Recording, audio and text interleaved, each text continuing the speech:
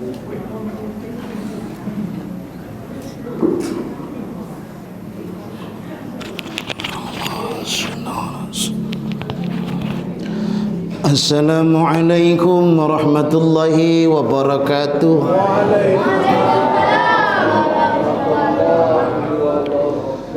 Bismillahirrahmanirrahim. Alhamdulillahillazi faddalana bi syahri Rajabillah bi tamamis shalah. Asyhadu an la ilaha illallah wahdahu la syarika lah wa rabbul izzah wa asyhadu anna Muhammad ibn Abdillah Rasulillah sahibul wafa. Allahumma salli ala sayyidina Rasulillah wa ala alihi wa ashabihi wa man tabi'a rusda amma ba'd. Qala Allah Ta'ala fil Qur'anil Karim ayatul masyhur a'udzu billahi minasy syaithanir rajim. Utlu ma uhiya ilaika minal kitab wa aqimus salata innas salata tanha 'anil fahsya'i wal munkar wa la zikrullahi akbar wallahu ya'lamu ma tasna'un. Al-ayat sadaqallahul azim. Qala an-nabi sallallahu alaihi wasallam fil kitab al-hadis wa huwa hadisul masyhur innama a'malu binniyat wa innama likulli imrin ma ila akhiril hadis. Sadaqa Rasulullah sallallahu alaihi wasallam. Ma'asyiral muslimin muslimat, hadirin wal hadirat, majlis yang dimuliakan Allah, orang-orang tua saya yang berbahagia dan takmir Masjid Al-Jamiatul Wasliyah, Bapak Imam, Ayahanda Haji, Ibunda Hajah, jamaah majlis rahimakumullah. Bikaulina alhamdulillah memasuki tanggal 21 Rajab, penggal ketiga Rajab tahun ini. Malam ini kita dipertemukan kembali oleh Allah Subhanahu wa taala. Amin ya rabbal. Salawat salam kepada baginda Rasul sallallahu alaihi wasallam. Malam ini spesial kita lanjutkan kajian kita faslun fi bayani arkanus salati ay furuduha. Pasal bicara tentang rukun-rukun salat, yakni kefarduannya. Salat itu memiliki rukun. Rukun itu tiang-tiang penyangga untuk absahnya sebuah salat yang dilakukan di hadapan Allah Subhanahu wa taala. Ibarat bangunan, dia punya tiang-tiang, tiang pokok dan tiang tambahan. Begitu juga salat, Bapak Ibu dirahmati Allah rahimakumullah. Kokohlah salat itu pada diri manusia, kokohlah agama itu pada diri seorang hamba Allah. Jika kita mengenal rukun-rukun salat dalam ilmu fikih, jamaah yang dirahmati Allah, rukun salat itu dikerjakan di dalam salat. Syaratnya salat itu dikerjakan di luar salat, itu pun tak paham. Syarat salat itu dikerjakan di luar salat, gitu kan Pak? Suci tempat dan pakaian, menghadap kiblat, itu kan di luar salat. Rukun salat itu dikerjakan di dalam salat. Jika syaratnya dikerjakan di luar salat, rukunnya dikerjakan di dalam salat, jadi yang nama salat itu mana Pak? Ulang, kata ulang tak paham. Ya, syarat salat itu dikerjakan di luar salat. Berarti segala sesuatu sebelum orang itu mengangkat takbir. Dan rukun salat itu dikerjakan ketika ia sedang melaksanakan salat. Jadi yang salat itu mana? Yang salat itu itulah yang kita kerjakan. Jamaah rahimakumullah, tahrimuha bit takbiri wa tahriruha wa tahliluha bit taslimi. Salat itu ialah diharamkan setelah takbir, kemudian dihalalkan dia setelah salam. Jamaah yang dirahmati Allah, para ulama, dari hadis baginda Rasulullah sallallahu alaihi wasallam masyhur innama amalu binniyat, sungguhnya amal ibadah itu tergantung niat. Hadis itu begitu sahih. Dari hadis ini maka ditariklah yang pertama menjadi rukun salat itu adalah ahaduhu wa niat, an-niat. Rukun salat itu dalam kitab ini dikatakan wa hiya furuduha salah satu asrah. Rukun salat itu 13 perkara. Ya kan? Bi ajalil tuma'nina fi mahlaliha rukunan wahidan. Maka dijadikanlah tumakninah itu penghubung antara segala rukun-rukun yang ada. Ya, jamaah rahimakumullah. Bapak Ibu jamaah rahimakumullah, Allah itu niat. Yang pertama tuh niat.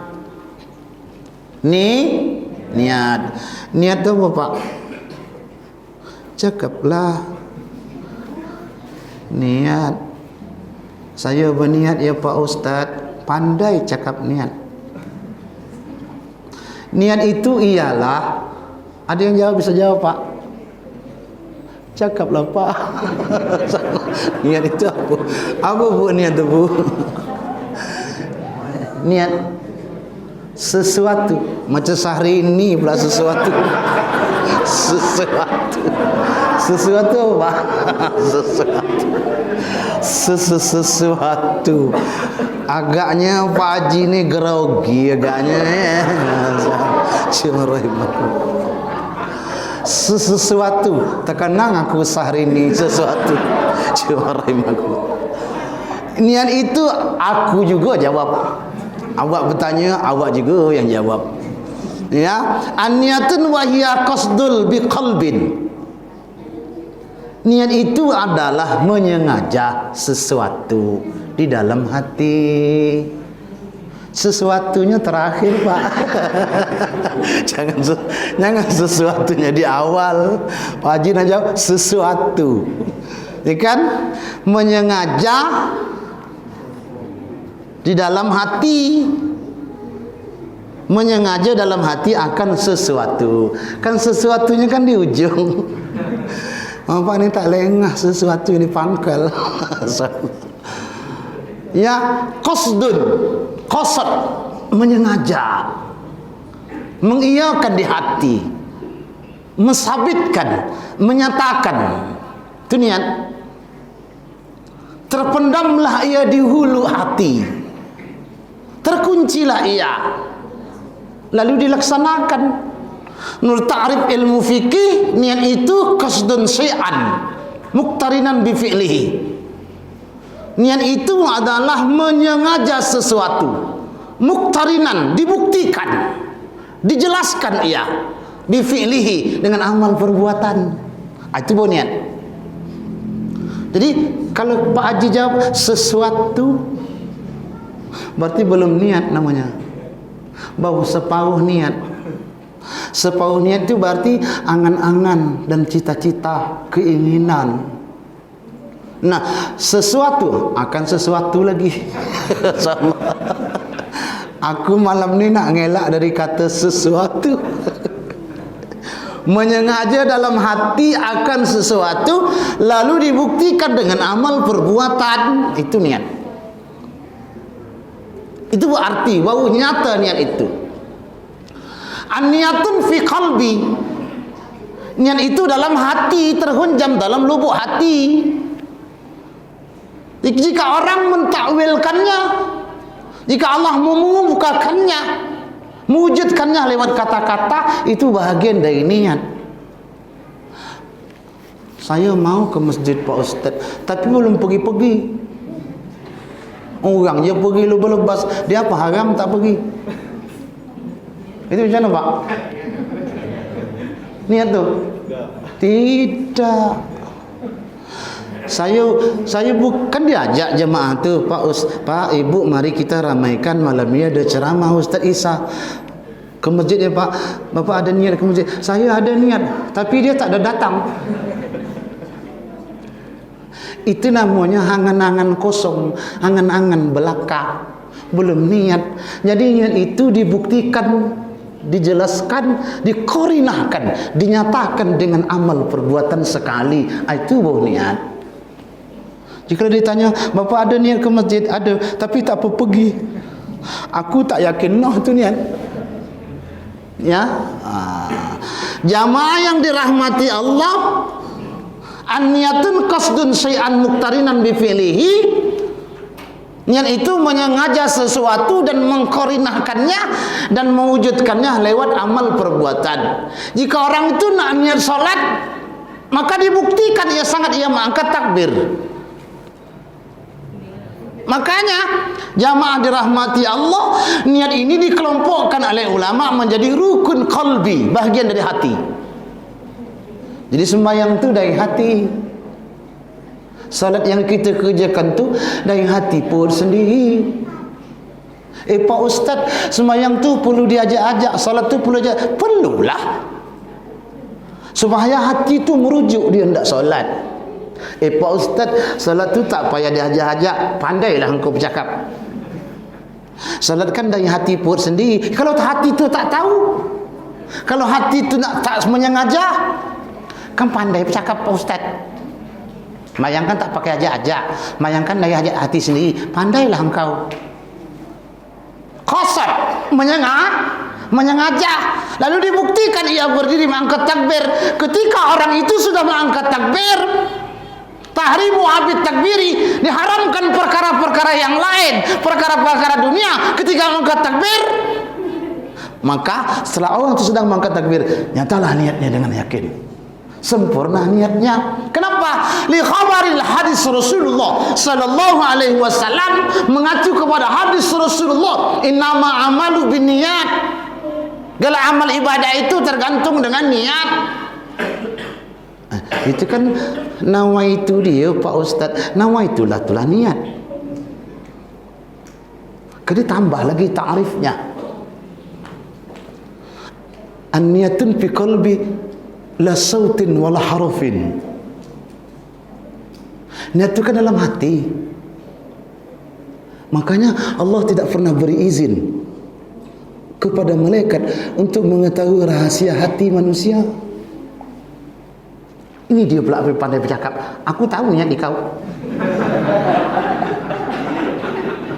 Ini kita perut cakap.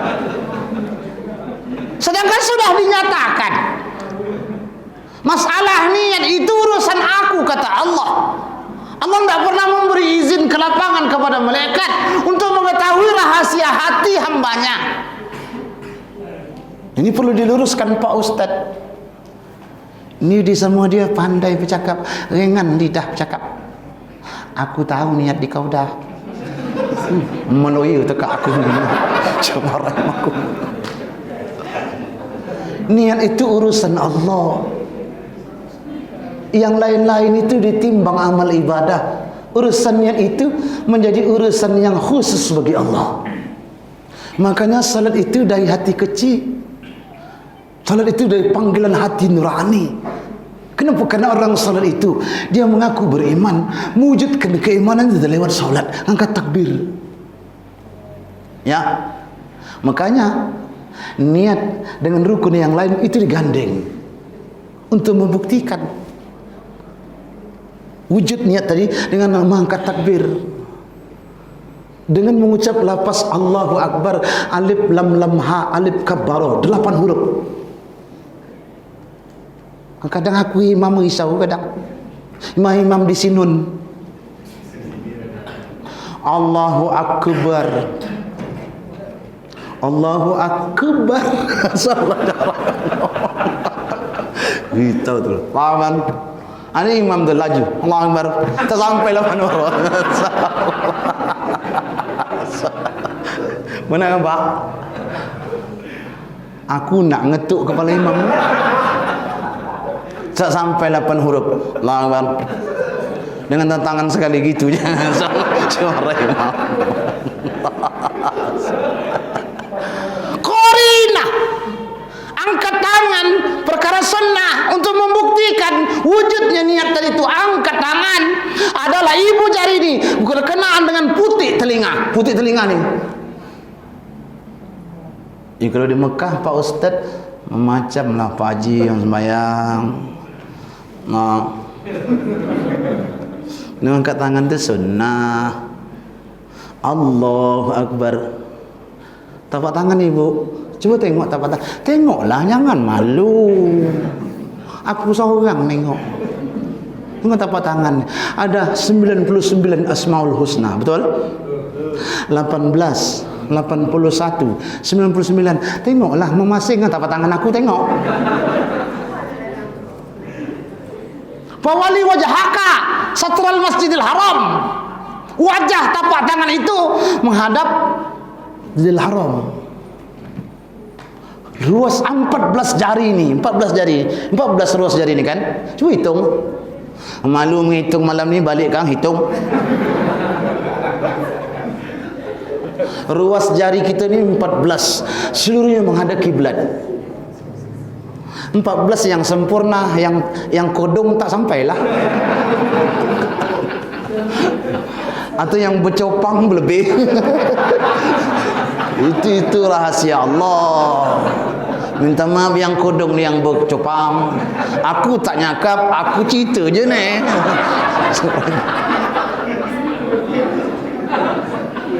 Angkatkan dia. Ibu jari kita itu setentang dengan putih telinga. Angkat dia. Seluruhnya menghadap kiblat. Wa tukallimuna aydihim wa tashhadu arjuluhum bima kanu yaksibun. Tangan bercakap, tangan berbicara di padang mahsyar, di hadapan Allah. Kata tangan, ya Allah, aku pernah mengangkat tangan menghadapmu ya Allah. Kalau yang gini tadi, Allah, enggak ada tangan cakap. Masyaallah. Ya Haji, tengok muka aku ni ya.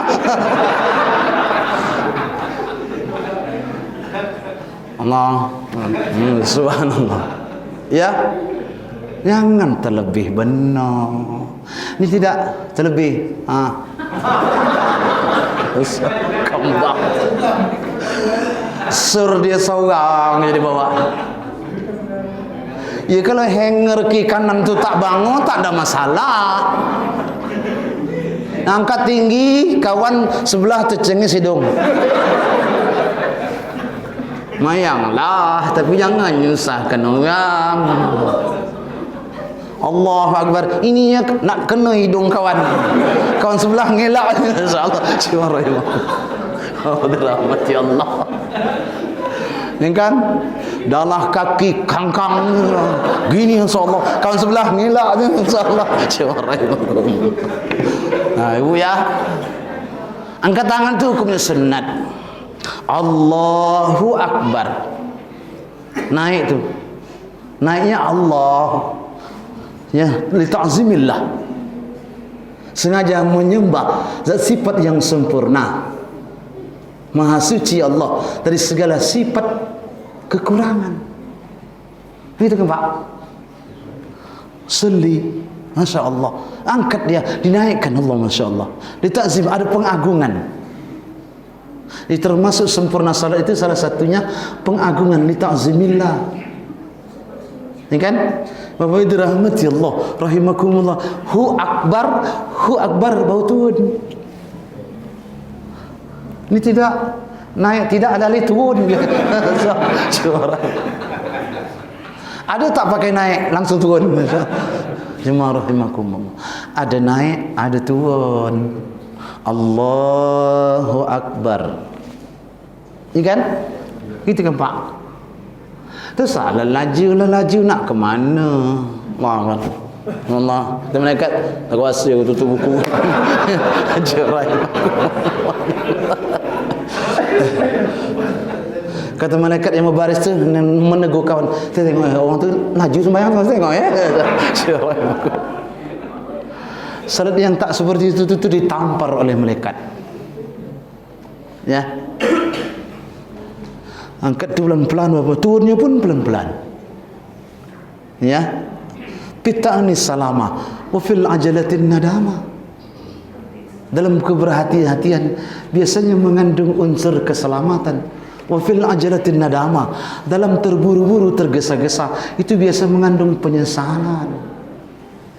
As-sa'ani minallah, pelan-pelan itu datangnya dari Allah. Wal ajalah minasyaitan, terburu-buru itu datang daripada setan. Mayang laju betul. 4 rakaat 3 menit tewas.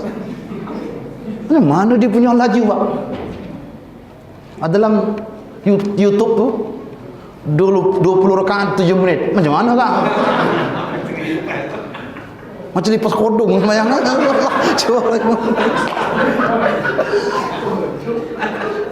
rakaat 7 menit. Kalau awak di belakang mau bersepai ke kain awak. Ya rahimah. Jadi dulu dah pernah saya sampaikan, salat itu yang dicari bukan lajunya, salat itu yang dicari bukan lambatnya, salat itu yang dicarikan khusyuknya. Salat kan tak perlu laju Pak Ustaz, pelan-pelan. Ya kalau pelan-pelan kelilik lan betul.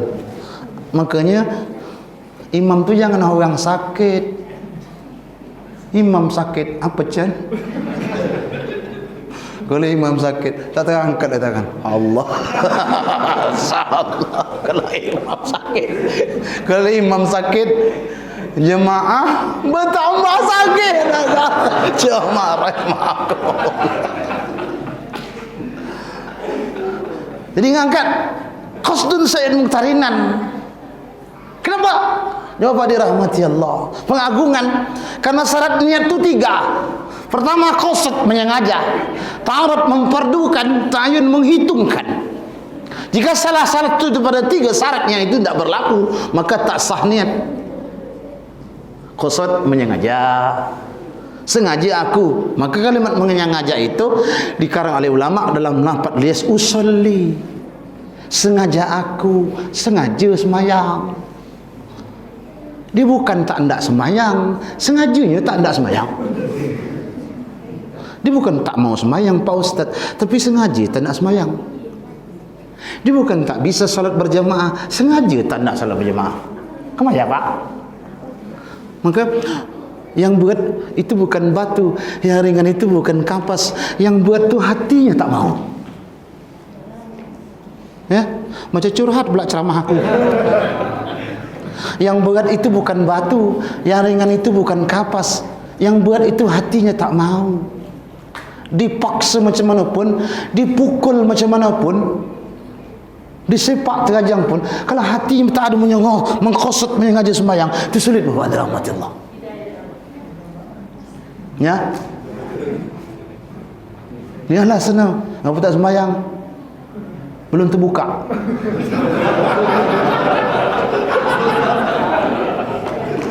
Aku pernah kan di mana dia cakap terbuka ni.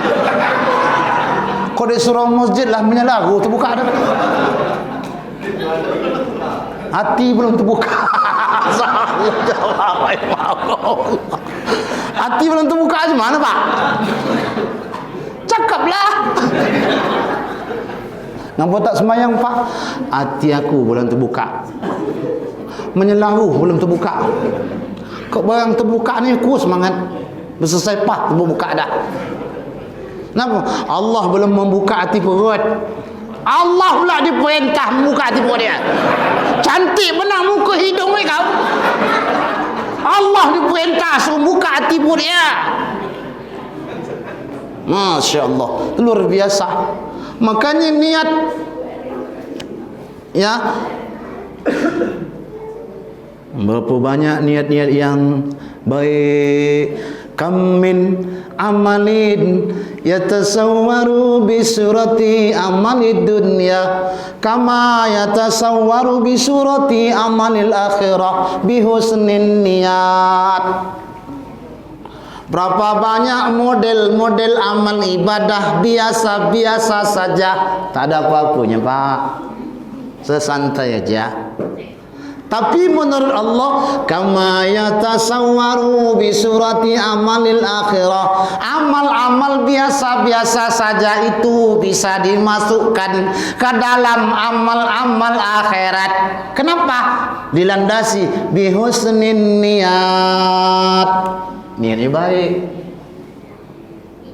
Tapi ingat, kata ulama, kam min amalin yatasawwaru bi surati amalil akhirah. Berapa banyak amal ibadah, amal ibadah macam model amal ibadah akhirat. Ku semangat. Macam iyo betul. Amal akhirat.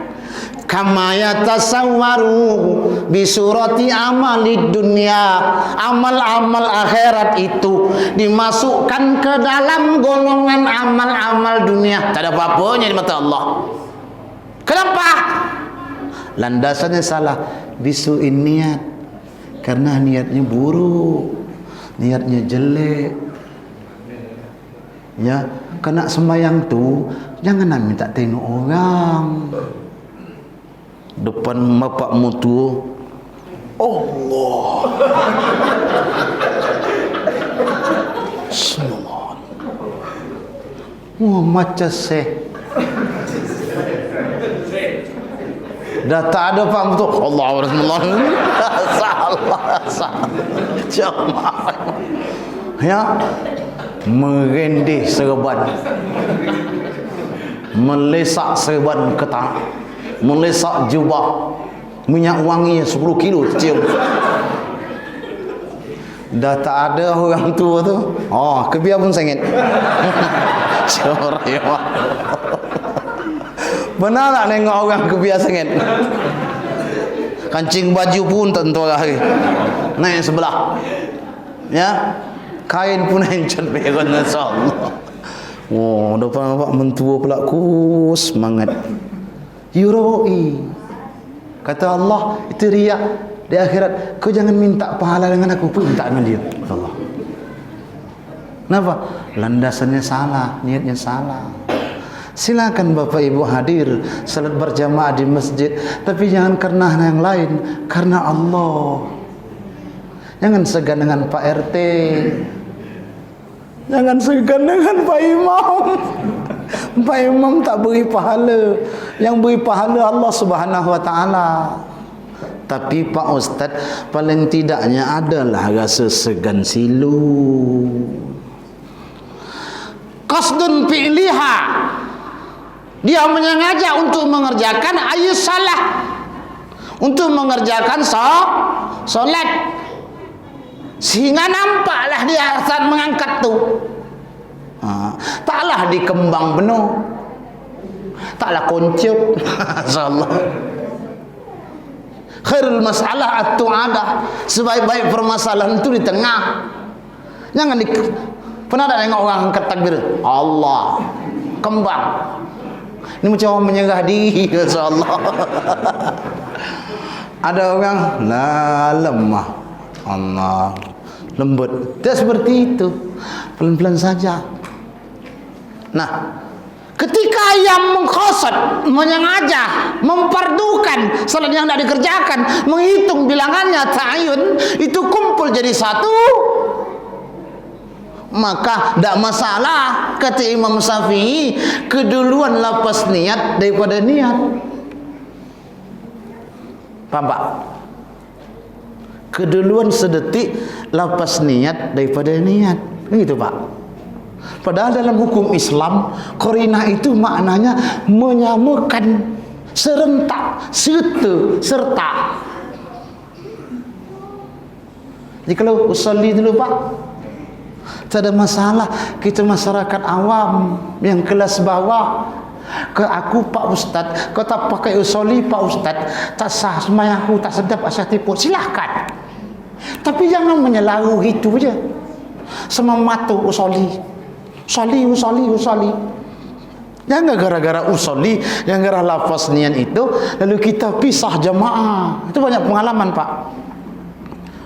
Oh ini tak pakai usolli, orang pakai usolli. Orang tak pakai usolli, tak nak sembahyang gabung dengan orang pakai usolli. Padahal bukan usollinya diperhitungkan, niatnya diperhitungkan. Ya, kita usah memperbesar perbedaan, itu khilafiyah namanya, tapi cari persamaannya. Karena saat lafaz usolli itu untuk menyeterakan hati bahwa kita yakin Bapak Ibu rahmati Allah, usolli fardal maghribi, sengaja aku salat maghrib, menyengaja nak sembahyang maghrib. Ya, salah rakaatin ta'ayun 3 rakaat, menghitung bilangannya. Usolli itu lafaz. Bapak dirahmati Allah, tidak salah kalau kedahuluan lafaz usolli. Tapi yang asli dalam hukum niat itu serta, menyertakan. Jadi lafaz niat itu bukan niat, itu lafaz niat, hukumnya sunat.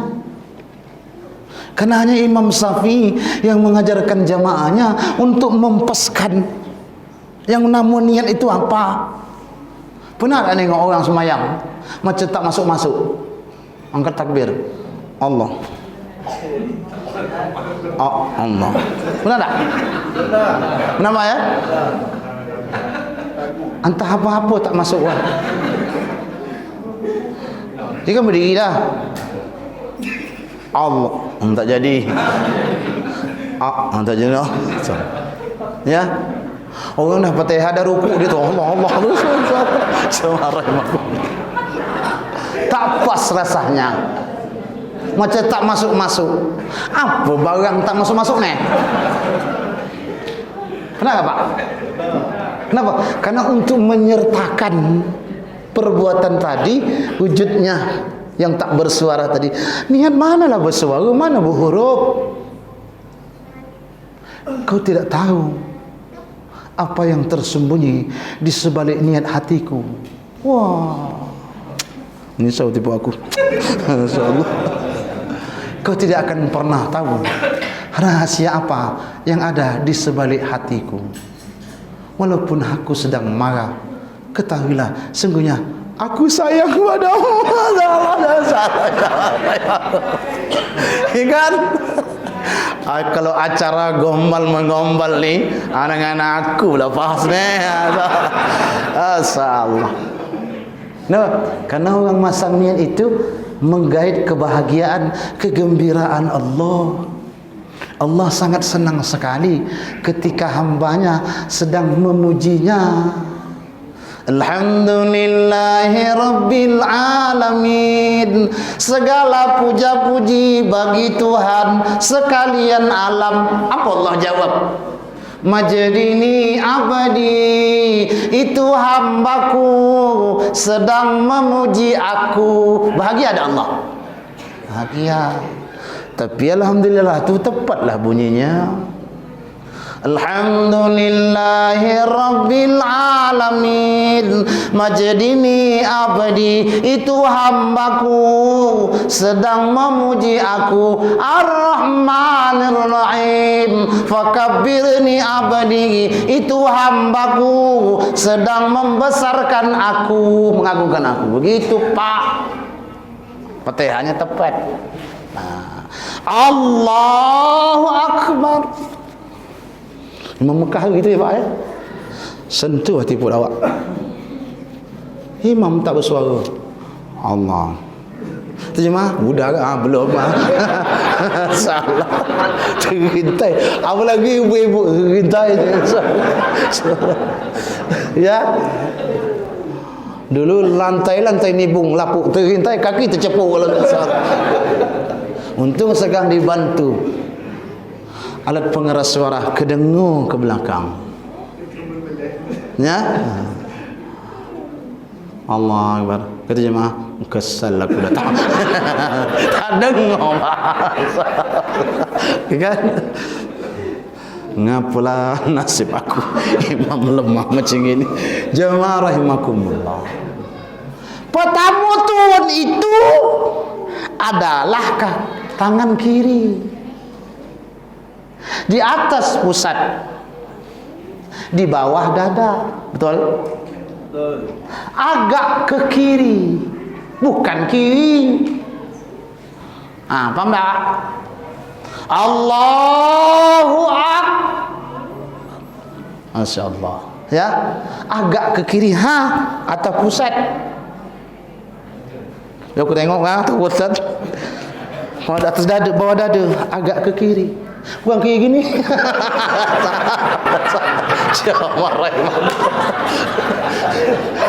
Allahu Akbar. Ini orang sakit perut semayang ni. Ya. Ciku ni panjang dia. Kawan sebelah ngelak itu. Kenapa di atas pusat di bawah dada? Hikmahnya karena ada anggota tubuh manusia yang sedang mahal, paling mahal saat itu, itulah hati. Ya, innallaha la yanzuru suwarikum wa amwalikum walakin yanzuru ila qulubikum. Allah tak tengok muka kau, tak tengok harta kau banyak ni parwah, dia isi hatimu apa. Allah dirahmati Allah. Sampai waktu dah, senang tipu aku. Ya, ini saja dapat disampaikan kisah ni. Ada pertanyaan Pak? Ya silakan. Terima kasih Pak. Ya Pak. Macam-macam. Tak tahu. Ya. Sebaiknya aku jawab ya. Allahu Akbar. Tentang ini semua ada kiblat. Tak ada mereng ini. Begini yang cangai. Ada nolak, tak apa ditolak biji putih. Tak ada. Bukan paham kita, Pak. Tak usah dipaksakan paham dia dengan paham kita. Cukup pakai kita saja. Silahkan berbeda pendapat karena angkat sunnah. Tapi yang jelas menurut ulama fikih, angkat itu pengagungan. Setentang ibu jari dengan putih telinga, semua tapak dan menghadap kiblat kepada rahmati Allah. Tadi setelah menolak, turun. Akbar, letakkan dia. Ya, 2-2-1. 2-2-1. 2-2-1 di atas pergelangan tangan. Bagi yang mampu, ya, bagi yang mampu ini kekelinting ini menutup lubang pusat. Yang ini menutup bawah dada. Dengarkan denyut jantung itu. Jadi tak ada menolak-nolak, tak kayak kisah menolak waktu itu, ada menolak. Ada pula Allahu Akbar. Macam-macam Pak. Tak ada mana-mana dapat. Ya, kami tak pernah belajar kitab pusing-pusing itu mana. Ya, ini saja pada rahmati Allah. Jadi pakai itu kita je Pak. Yang diajarkan oleh guru besar kita Imam Syafi'i. Kan Imam Syafi'i adalah tali darahnya dekat dengan baginda Rasulullah sallallahu alaihi wasallam. Terima kasih. Pertanyaan tunggal saya dapat sampaikan. Wallahu wal muwaffiq ila aqwamit thariq. Assalamualaikum warahmatullahi wabarakatuh.